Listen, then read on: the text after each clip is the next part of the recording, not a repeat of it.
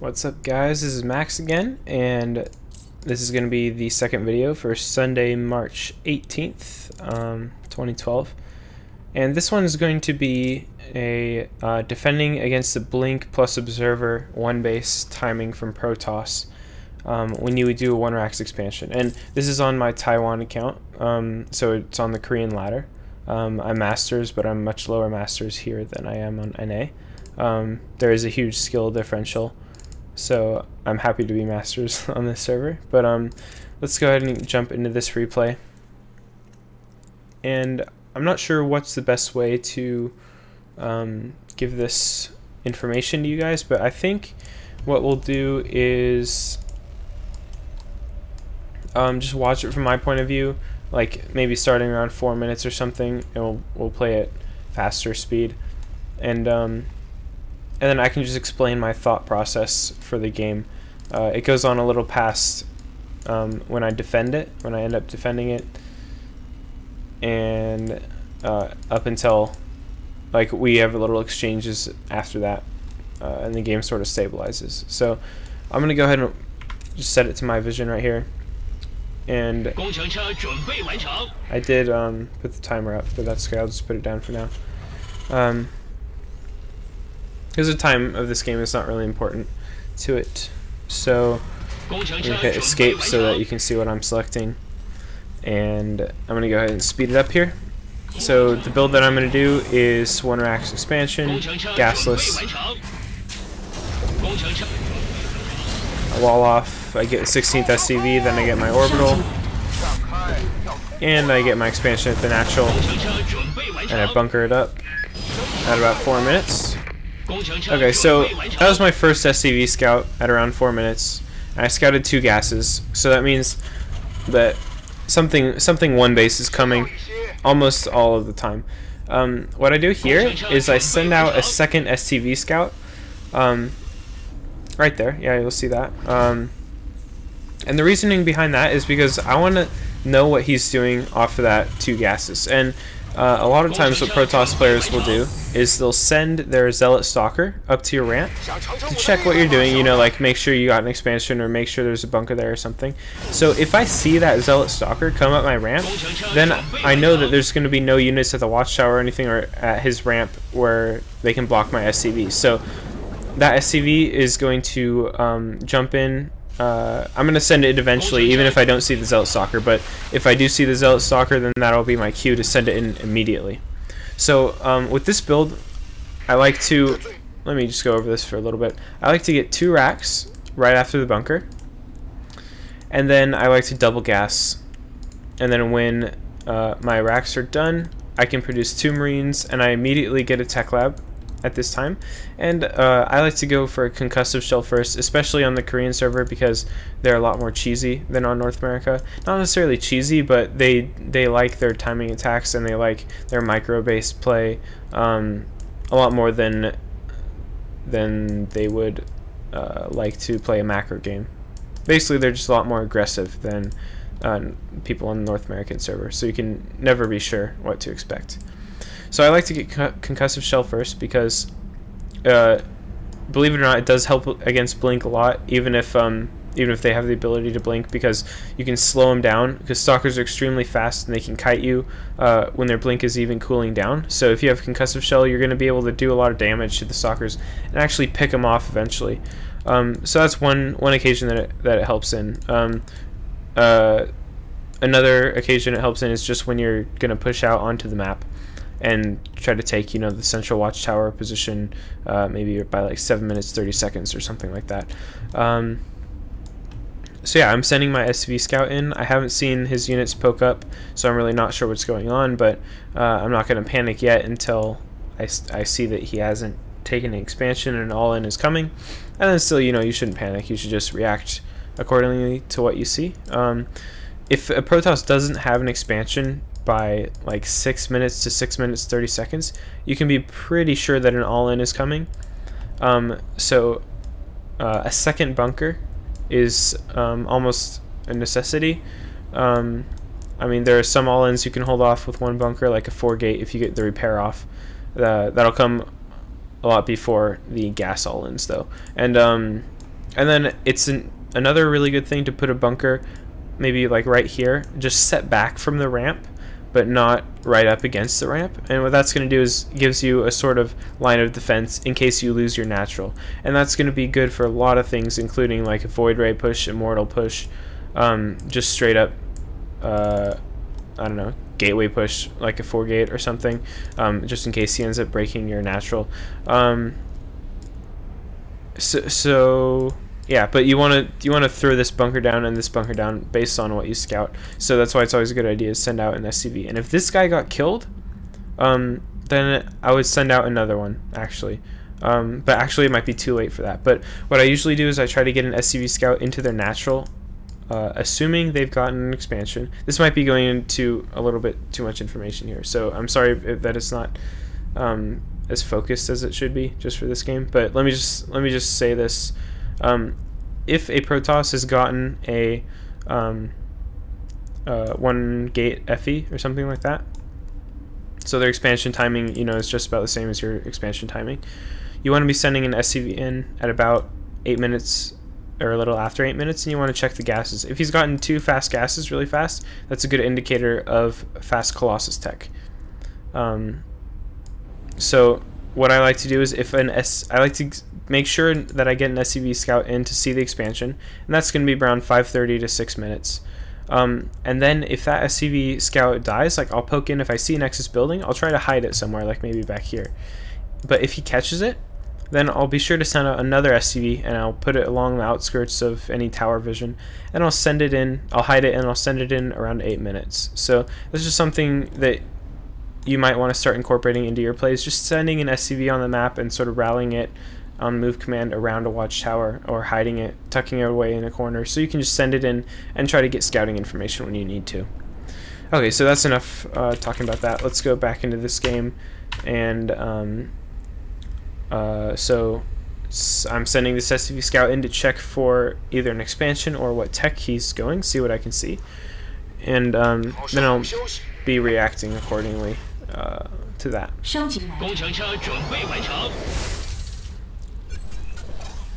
So I throw down the second bunker because if he's going for a double gas build, then it's just a good thing to do anyway. It's a safer play, and because I didn't see the expansion, it just justifies it even more. So I saw the stalkers outside my ramp. That means he doesn't have units at his base. So I go and I see the Twilight Council. That's very important. Okay, let me go over this really quick for you guys.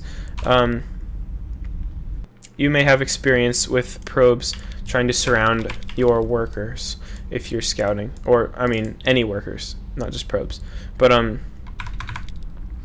so if you're in this situation where you're walking through an enemy mineral line and you know he like boxes and attacks you, and they end up getting a surround like he does here, just like this. See, he's trapped up right here. If you click on a mineral like to gather, it can be this mineral right in front of the SCV, it can even be this one across the map when you don't have vision. But if you click on a mineral, your SCV will no-clip. If you guys are familiar with the term no-clip, it just means that you can fly through walls and objects. It's from like an FPS, I think like Counter-Strike or something. But if you don't, I don't know, like people who don't know FPS or don't know no-clip call it mineral walking, I think. But I like to call it no-clip because it's like nostalgia, I don't know, whatever. But so if you click on the mineral, then he becomes sort of, he can like ghost walk through units, not buildings of course, but any units won't block him. And if you guys have noticed, like if you have guys in your mineral line, like a marine here or a bunch of marines in here or something, the sorry, a little bit of cough here, but the SCVs will continue to walk right through the marines,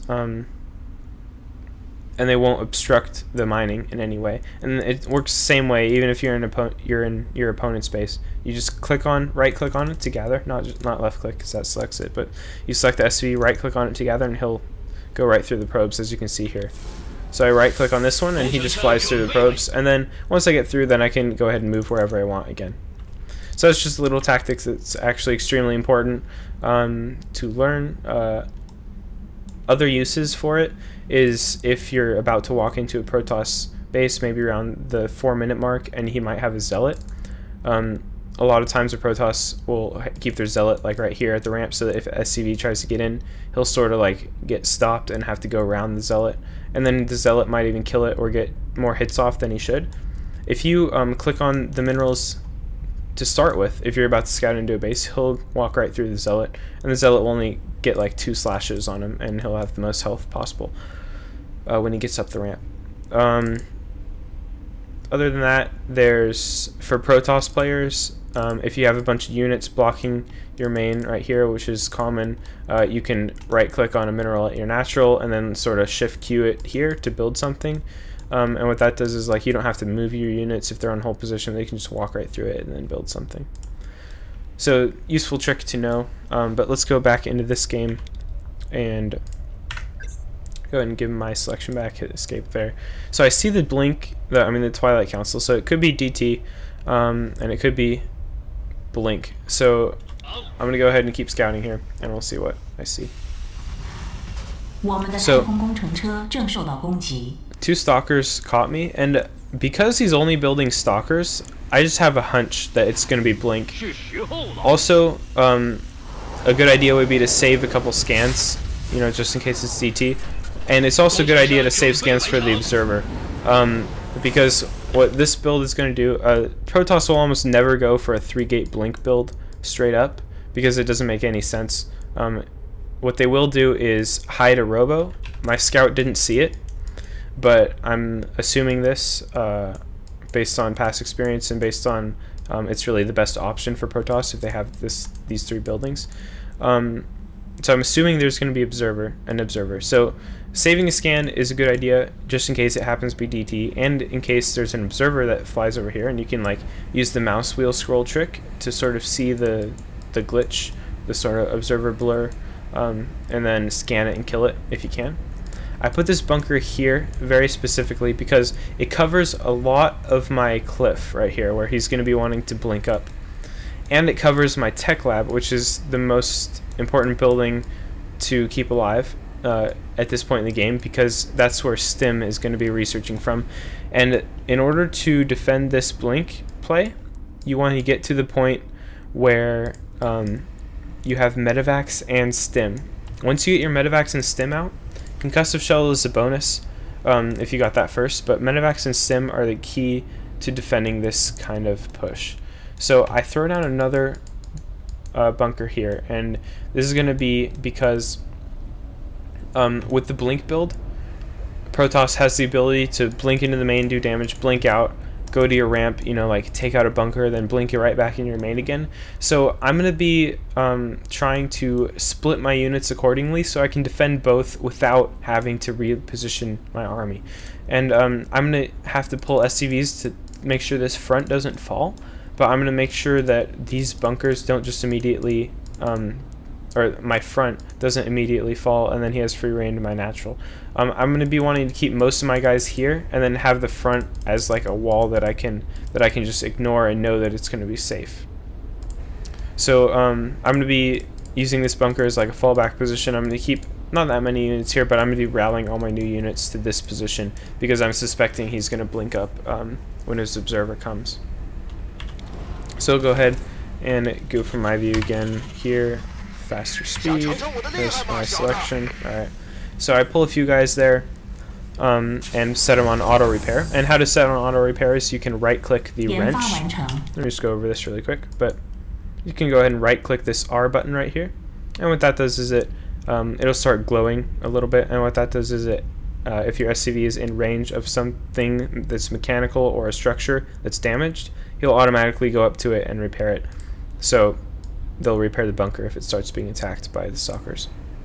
So let's go ahead and keep going here.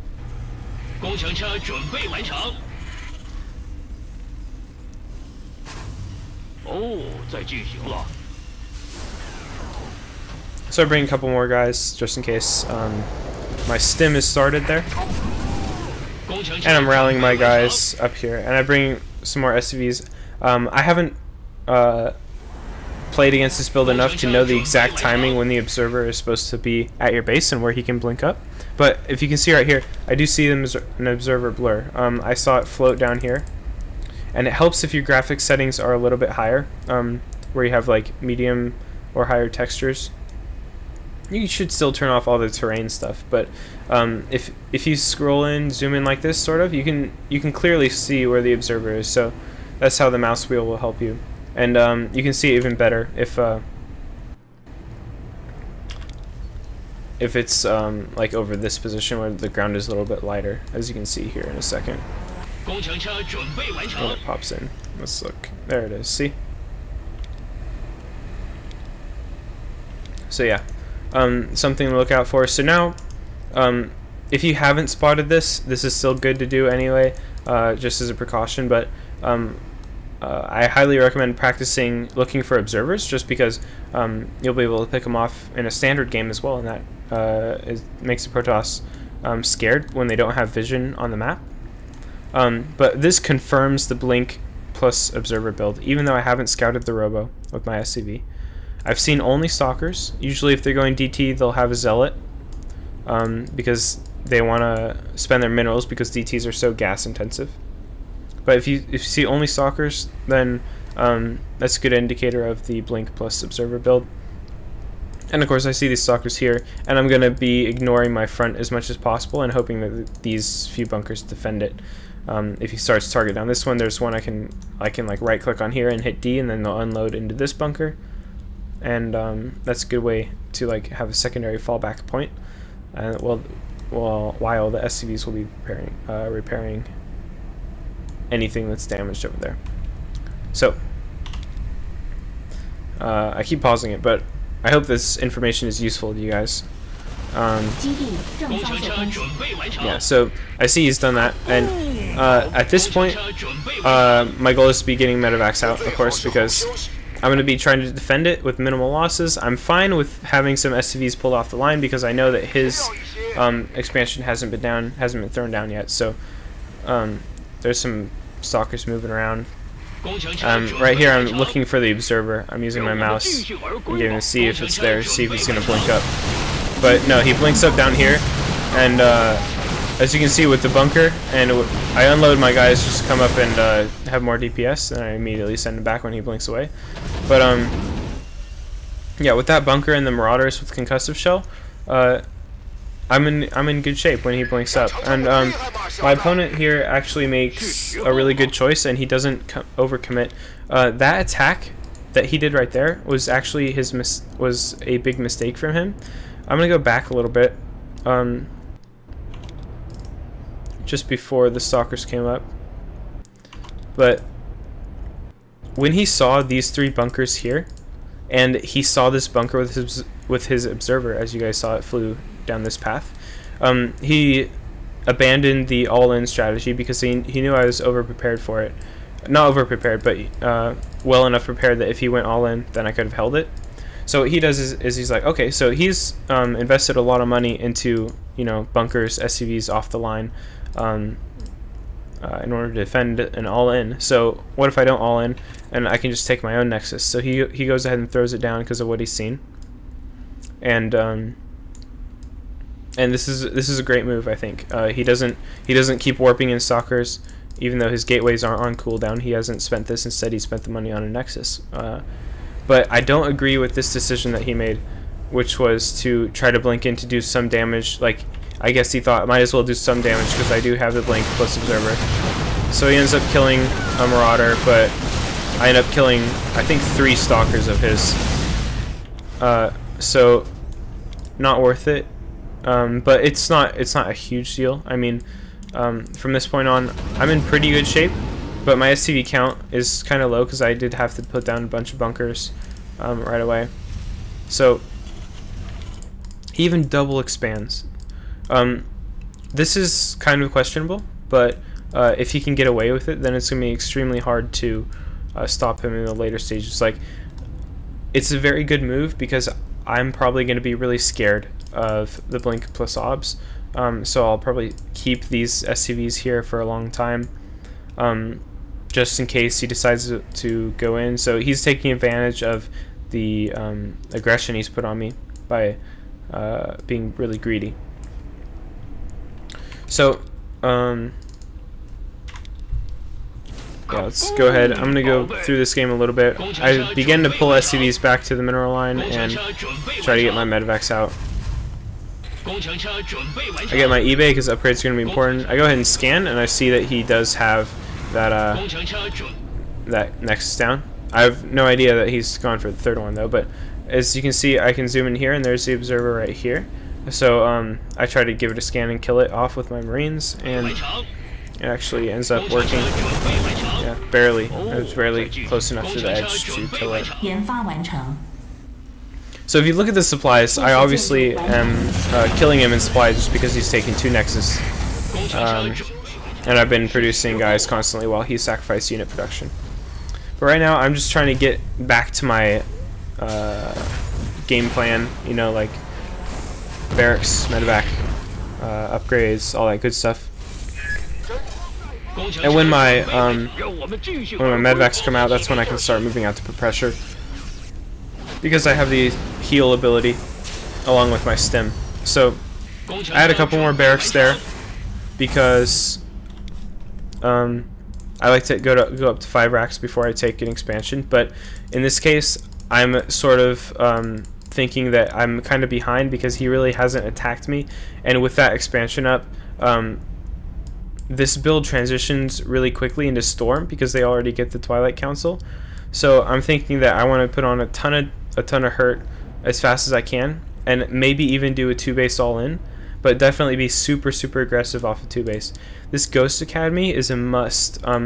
After you're sure you've stabilized, throw it down immediately as fast as you can, because you know there's going to be Archons, and if you're even late enough, there's probably going to be Storm, even the first time you attack. So you really don't want to be caught without Ghosts after you defend something like this Blink plus Obs. So that's going to be my plan this game, is to just do heavy pressure off of 2-base and possibly go all in if I need to. I'm getting my upgrade facilities anyway, and right here I just push in, I kill an Archon, I kill their stuff. He has good force fields, so I can't do as much damage as I need to end the game. But yeah, I just try to pick off as many of his units as I can. I'm trying to trade here so that when my 7 racks production kicks in, then I'll be in a great position to take him out, because we've been trading armies and my production is probably higher. So now this is the first time I've seen this Nexus, so I'm going like, oh god, if I don't end the game soon, then this is gonna kick in for him. He's probably building a ton more gateways in anticipation of yeah, right here, in anticipation of the extra income. So I really need to attack soon. And again, after the defense of this, I sort of just played the game. I sort of just had an idea in my head, which is going to be very aggressive off of 2-base, and I just played it. So this is not something standard. I don't claim this to be, you know, the way to transition out of defending the Blink plus Observer, but it's just what I decided to do in this game, and it ended up working barely. So that's for you guys to experiment with. Basically, the first half of this video is what I want to focus on is the bunker and defending the front with minimal effort from you, and with minimal army movement. You want to be focusing in one place, then get your medevacs and stim out as fast as possible. So I'm going to go over the rest of this game relatively quickly here. And so basically, I'm just going to try to pump out as many units as I can. Here's a pylon, so I'll go ahead and take that out.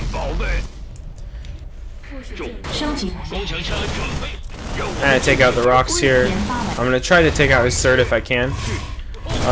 So these were all photon cannons, which is another great move from the Protoss, because they'll delay you a lot if they get up, but fortunately I got there before they were completed. And I managed to snipe the Nexus, and I run out. So he does have high Templars here, and he did a bunch of feedbacks on my medevacs, and as you can see, his Storm is done. But what I have going for me is that I did trade a bunch, and I killed a lot of his units, and he's got double forge. You know, he's going for the powering base play, so he's going to want to get a lot of, or he he wants to delay as long as possible for his investments to kick in, while I'm trying to end it as fast as I can. I do take a third because sniping this Nexus allows me to come back from that kind of scenario, and if I end up not being able to kill him, then I'll have this income and we'll even out eventually, and I can possibly max out, you know, with Ghost Viking, and then that can deal with his maxed army. But I'm going to be banking on my large army count right now to try and win. So right here I try to run in and pick off a few High Templar. I get one and I bait out a Storm, even though it was an excellent Storm and he did get all of his units. So I'm just rallying across the map from all my barracks and upgrading at the same time. Now that I did have the opportunity to pick off the Nexus, I've decided not to go all in because I think that I can play out a standard game from this point and be at least even, if not ahead.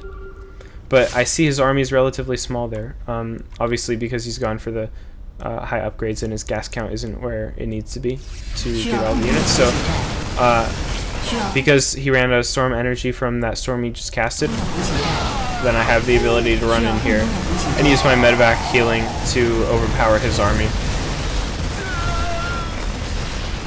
So he didn't have the production to keep up with all this that I had. So that's a good game.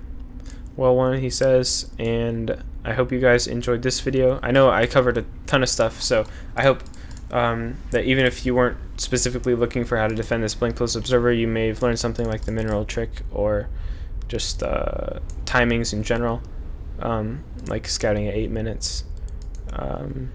So yeah, that's it for this one. I do stream weekly, Tuesdays and Thursdays, 6 p.m. Pacific, 9 p.m. Eastern, for about 4 hours.